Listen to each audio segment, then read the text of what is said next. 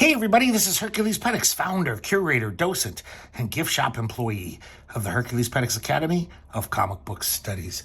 Today we're going to be looking at Marvel graphic novel number 7, featuring Killraven, Warrior of the Worlds, by Don McGregor and P. Craig Russell. So this isn't the exact ending of the Killraven saga, because Don McGregor envisioned that eventually Killraven would take the war back to Mars and attack the Martians in their homeworld. So we don't get that far. But this is a nice coda to the 1970s series that ran in Amazing Adventures that we looked at. We looked at a chunk of it on this channel.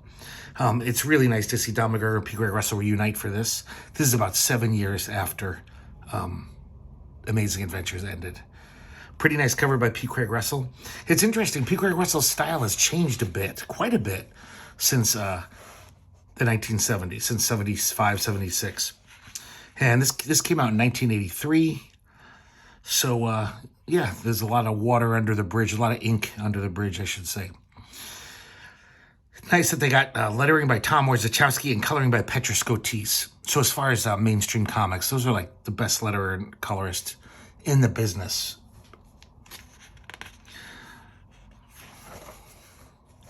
So we have this little prologue, and just kind of tells us, brings us up to speed, how the Martians invaded Earth in 2001, took over the whole planet, and have a nice little illustration for it. And then we get these Martian chronology records, which are basically like little dossier pages on each of the main characters. I like this trippy version of Killraven here. Very hippy-dippy, kind of cool looking. Here's Mashallah. And like I said, look at how different Mashallah looks now. I don't think I like the change because, first of all, Mashallah's head is very big for his body, almost to the point that he looks like a teenage boy. And Mashallah did not look like that in Amazing Adventures. He was a full-grown, pretty burly man. Also, he's drawing the faces with like a little more character in those original 70s comics. Mashallah just was basically generic handsome man, you know, kind of tough, handsome dude. And now he just seems to have a little more personality in his face, you know. I never knew that his gladiatorial title was Blood Arrow. Don McGregor. He always has names like that. Here's Old Skull. I didn't know his gladiatorial title was Bald Eagle. Not that any of this matters. Has a really well-drawn cat. I like that cat a lot. Once again, we can see more character in the face. This is Carmilla Frost. And, you know, she was just basically generic pretty woman in the originals.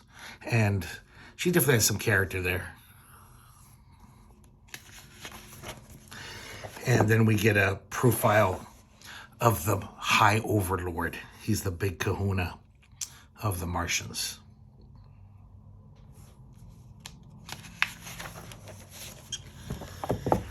So we start off with the graphic novel. It's 2020. Our freemen are at Cape Canaveral at the Kennedy Space Center. The name of this graphic novel technically is Killraven, Last Dreams Broken. And we start off, Killraven is watching a Martian rocket rise up from Cape Canaveral. Look at these really nice colors from Chris Cajero Cilla. Though I have a feeling P. Craig Russell would do better. He actually probably was the best colorist of that time. He just wasn't known as a colorist. We actually get to see Carmilla Frost's boobie, which you never got to see that in Amazing Adventures. So I guess Mashallah and Carmilla Frost are making love in the bushes. And Killraven admits to feeling a little shamed, but also a little aroused by hearing their noises. I don't think Killraven's hooked up with anyone this whole series. You know, that Volcana Ash was always hitting on him. She was pretty hot. But, yeah, Killraven's pretty much been celibate. Here he is imagining himself with Volcana Ash, having a little fantasy.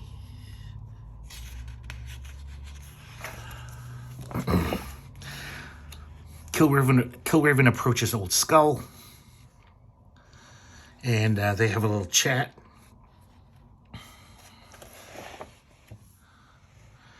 And then Mashilla and Carmilla come out of the woods, and all of our freemen are together.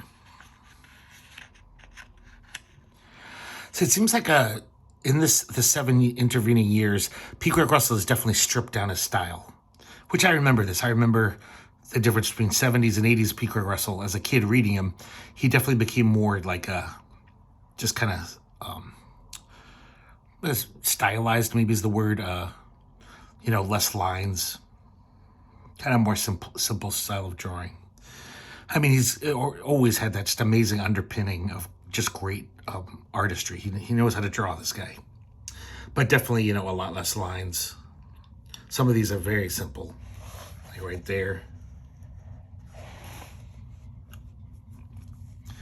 Sometimes in this comic, I almost get the sense that maybe he was rushed, because some of them are a little too simple, where I'm like, whoa, that looks like P. Greg Russell didn't have enough time.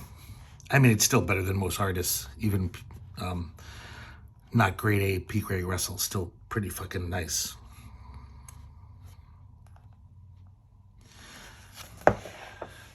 So Killraven is reminiscing about his times when he was a little boy, when the Martians captured him, and Keeper Whitman, which is one of the scientists who work for the Martians, he realizes that Keeper Whitman wasn't really loyal to the Martians. Keeper Whitman actually gave him certain abilities to fight back the Martians. If you remember from our videos about the original series, Killraven could sometimes enter the brains of Martians. And on top of that, he also had sometimes these rushes of memories he shouldn't have. Things that happened before the Martians conquered us. Human history, human culture, that every now and then he gets flashes of. So he realizes this was Keeper Whitman's doing. So they're outside Cape Canaveral, like I said, and they're planning on how to get inside and fuck these Martians up. And right then, Killraven has one of his transcendent visions, or not just a vision. He actually enters the head of a Martian. I like this very Art Nouveau way to show his consciousness entering this Martian. This Martian is a commander at Cape Canaveral. I just want to mention these panels right here. That's very Alex Nino right there. That's some pretty neat stuff. And he's in the mind of this Martian who's hanging out with the High Overlord and this guy, Keeper Saunders. He's one of the human quislings who work with the Martians. Man, look at this architecture here. That is some insane stuff.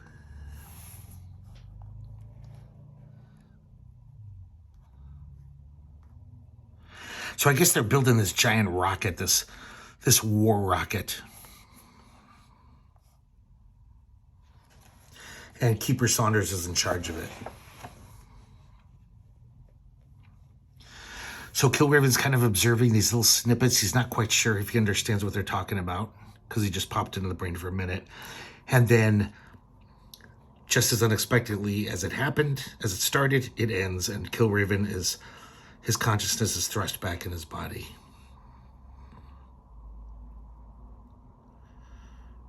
Nice panels here. It's weird though, that's a good face, but it doesn't even look like P. Greg Russell to me. I don't know who it looks like, but not P. Greg Russell. But it's still great art.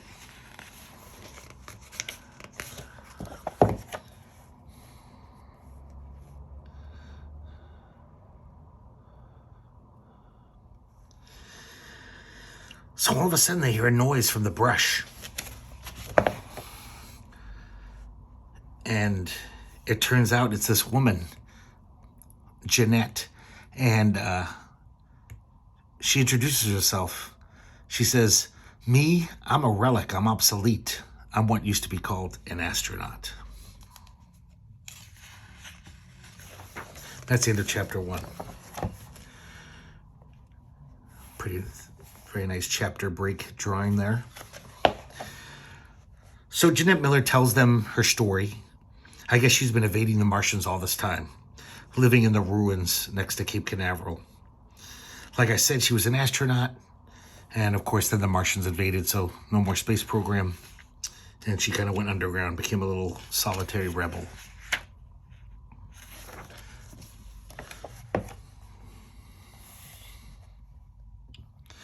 And she really gets into her backstory. Talks all about how NASA wanted her to be this example to all women, and the feminists kind of wanted her to be a champion for all women's causes. She was like, I just wanted to fly rocket ships. That's all I cared about.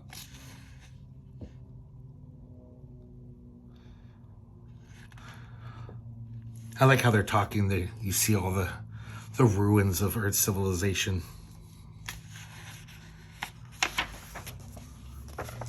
So when she mentions John F. Kennedy, all of a sudden, Killraven has one of his visions, and he sees John F. Kennedy getting shot in Dealey Plaza. Like strafing bullets cutting into his brain, the images come from another time. I also wanted to mention here, it seems like Don McGregor in the 7 years has also changed. A lot less goofy captions. Because if you remember in the original run, he would just have all these captions, sometimes just digressing about stupid pop culture stuff. He's definitely toned that down. I mean, obviously, still very wordy. But I mean, his dialogue is great, really good for like mainstream comics. I mean, it's just more human, more relatable, these characters, than your average, I don't know, Fantastic Four comic or something.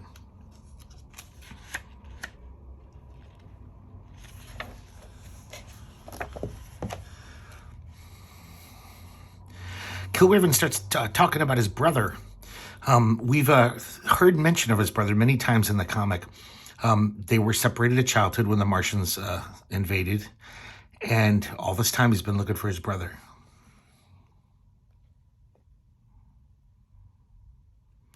Some of these colors aren't so great. I don't know.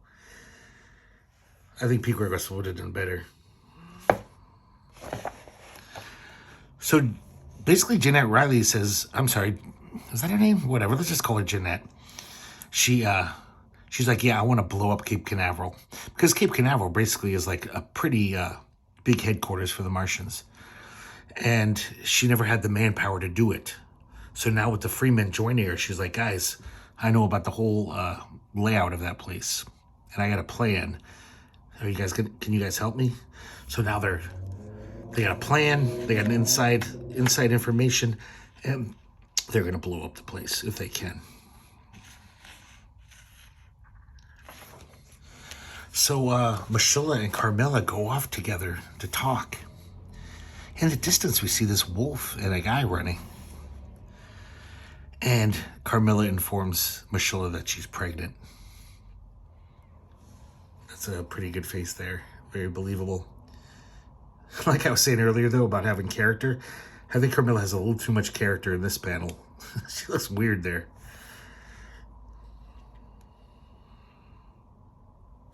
And they kind of get in an argument about it. She's basically just like, hey, it's my body. I didn't ask for this. I don't want to bring a baby into this world. And Mashula, of course, says, but I'm the father, don't I ever say? And she's like, well, you don't have to carry it for 9 months in your belly.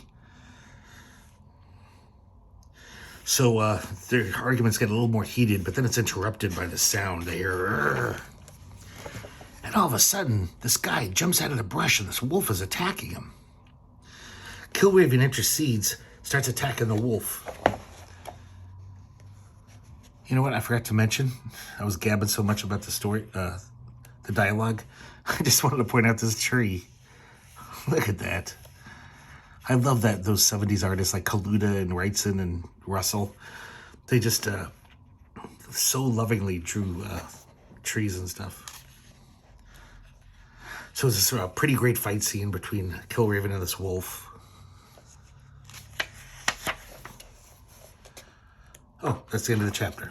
They end in a cliffhanger. Another really nice drawing for the chapter break. And we continue the fight between the wolf and Killraven. Looks like Killraven's down for the count. The wolf's got him pinned underwater.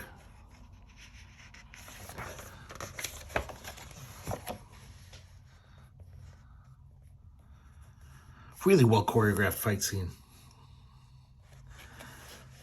But then Killraven gets the upper hand. Looks like he snaps his back. Yeah, he does. And then he comes out of the water. Man, look at that's a great panel.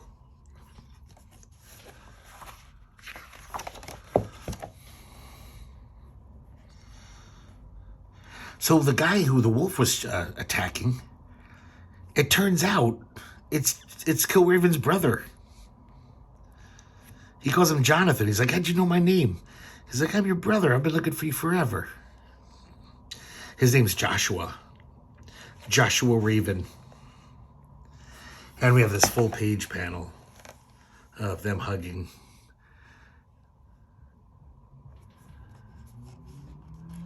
Nice drawing. The sun streaming through the trees. This glorious moment.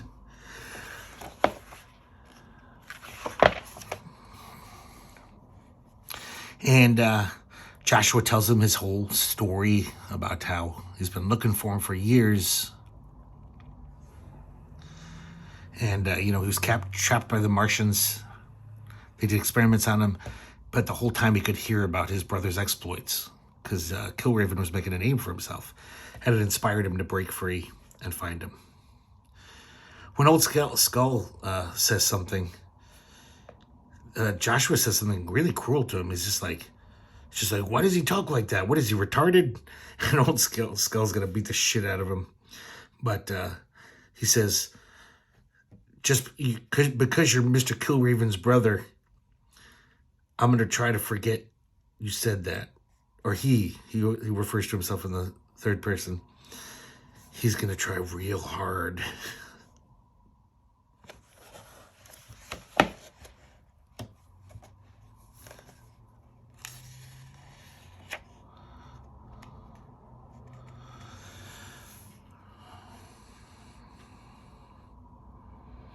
So, it seems like there's some suspicion about Joshua, though. Jeanette says, wolves don't usually attack humans when they're by themselves, and they always hunt in packs, unless, it's a sickly wolf.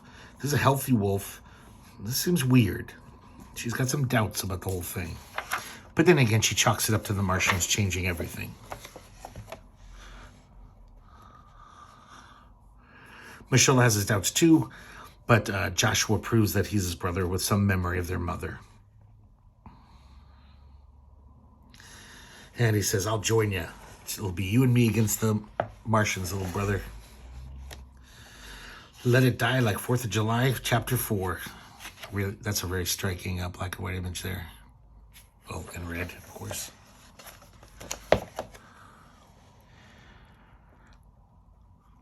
Don McGregor still has his way with prose, though. The skyline and ocean are ablaze in bright orange death throes. The contours of the Martian architecture reflect and seem to embrace the sun's death. But a lot less of that kind of, his purple prose. And that's not bad. Like I've said before, purple prose doesn't necessarily mean bad. Sometimes it's nice having rich, ornate language, I think. See, there's a panel there. That's some, I don't know. I think Pico Grosso's a little rushed here.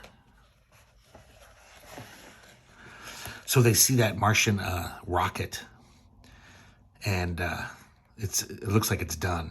It's ready to go. Michelle and Carmela continue to argue about the baby.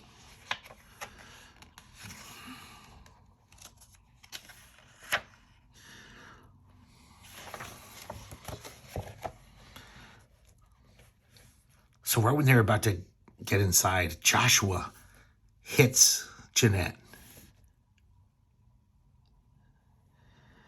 And then he keeps her from getting her gun and kicks her.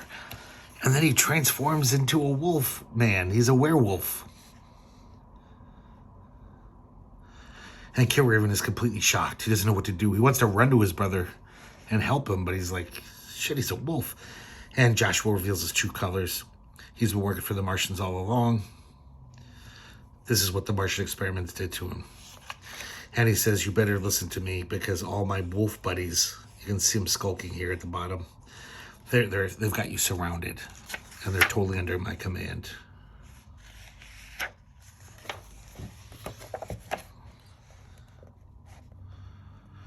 So some of the wolves attack Mashilla. He kills a couple of them with a crossbow, and then he's going to kill Joshua. But Killraven gets in the way. It's like, he's my brother. So kind of distracts Mashilla. And then these other wolves bite him. One bites him really seriously in the thigh. So he's incapacitated.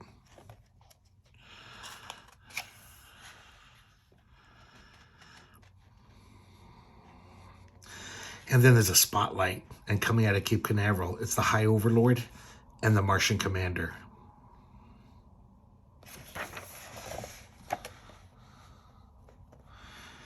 And he proclaims, he's talking to the Martian Commander, and he says, I give you Death Raven.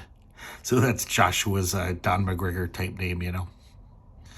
He's basically bragging about what a great achievement he is, what a great weapon he is. And Killraven says, they forced you into this, brother, didn't they? They twist everything and corrupt everything. Fight against what they've turned you into. And Joshua says, I love it. I don't want to fight it. He's like, I don't think you remember your childhood very well. Our mother was, he calls his mother a bitch.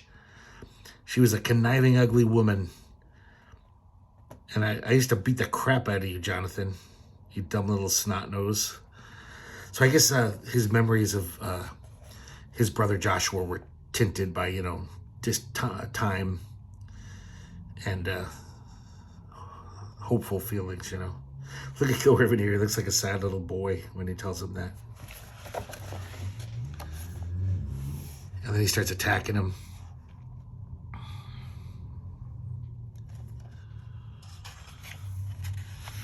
Old Skull wants to beat the shit out of him, but Killraven says, no, this is between me and my family. This is a family matter.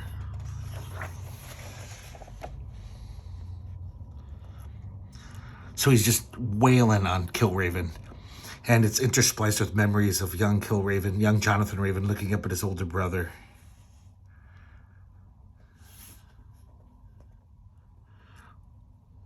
And Old Skull's had enough. He's like, fuck this. And he runs up to confront Joshua. And Joshua effortlessly picks him up by the neck. It's gonna kill him. So meanwhile, while this huzzah is going on, Jeanette and Carmilla Frost have snuck into the Martian base, the Cape Canaveral base.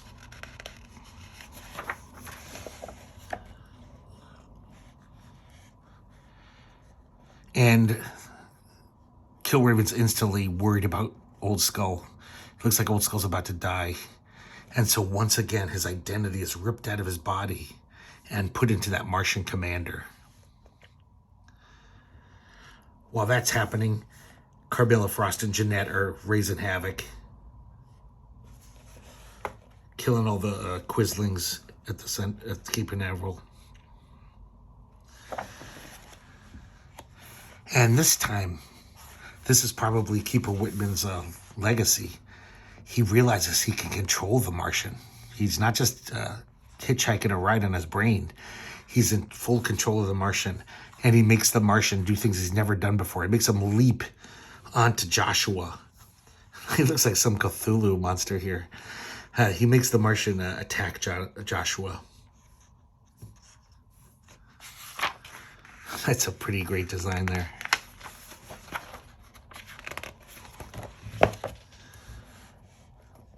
And under Killraven's mental dominance, he kills Joshua. It's almost like we can see Joshua's soul escaping his body.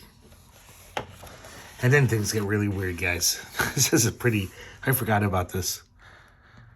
So the horror of his brother's death releases Killraven back into his own body. But then all of a sudden, a new sensation overwhelms him. It starts like a pulse in his flesh and mind, a basic ancestral stirring, pure and undiluted. And then all of a sudden, this data, a compendium, a crazy quilt compendium of time and data, all released with incredible urgency, fill up his head. And look at this, P. Greg Russell does photo collage. I really like this black and white drawing of Killraven's eyes. And basically, Killraven is awash with all of these basically ancestral memories of all of human culture, of Earth. Once again, Don McGregor does that 70s thing with forward slashes. Entering, absorbing, absorbed, encased, entombed. So this is just the beginning, guys. Look at this. I don't think Pete Greg Russell's ever done this again. Ever done a photo collage. I'd much rather see Pete Greg Russell art. I mean, it's an okay collage, whatever. I mean, we've all done collages. It doesn't take that much talent. This is okay, I guess. It looks kind of cool, but I'd much rather see Pete Greg Russell art. We just get to see this little ghostly form of Killraven, this astral form, if you will. We have a whole page here, half a page of Don McGregor just totally wanking off. I'll try to find lights in the Ginza, neon and chrome promises, spires of Notre Dame piercing the heavens. Like a Cheshire cat, a chef smiling from a canned food label, a call to Alice, eat me.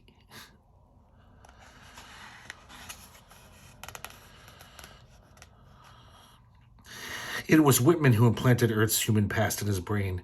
It was Whitman who knew from the beginning that Martians would attempt to dismember humanity from its heritage.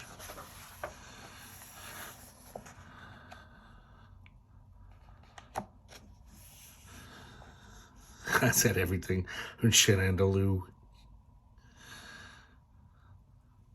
And then I like this drawing of, it's like it's tearing Killraven's brain apart.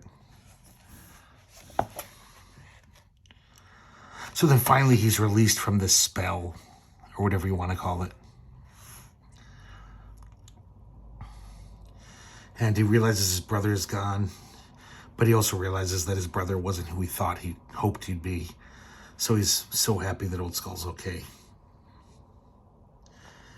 So cutting back to Jeanette and Carmilla, they're just totally kicking ass at Cape Canaveral, just blowing all these guys away.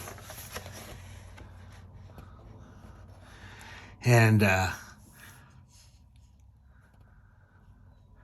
she tells the few remaining she runs out of Cape Canaveral and tells everyone to haul ass. And the High Overlord shows up. And basically he's like, I have no need of further pause, and you have truly come to the end of your days. He's about to zap him big time. And then all of a sudden, Cape Canaveral explodes. It's a really great drawing of an explosion. Very fanciful. And the Freemen run to safety while debris drops all around them. And it looks like the High Overlord was caught in that blast. But who knows? He's the High Overlord. We'll never find out what happens to him, though. And as the whole place explodes, Jeanette's just dancing in joy. Hot damn, I did it. That's a fun panel, too.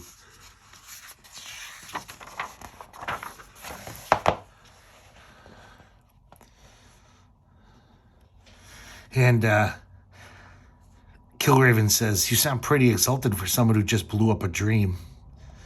And she says, if a dream's got to go, let it go this way, like 4th of July.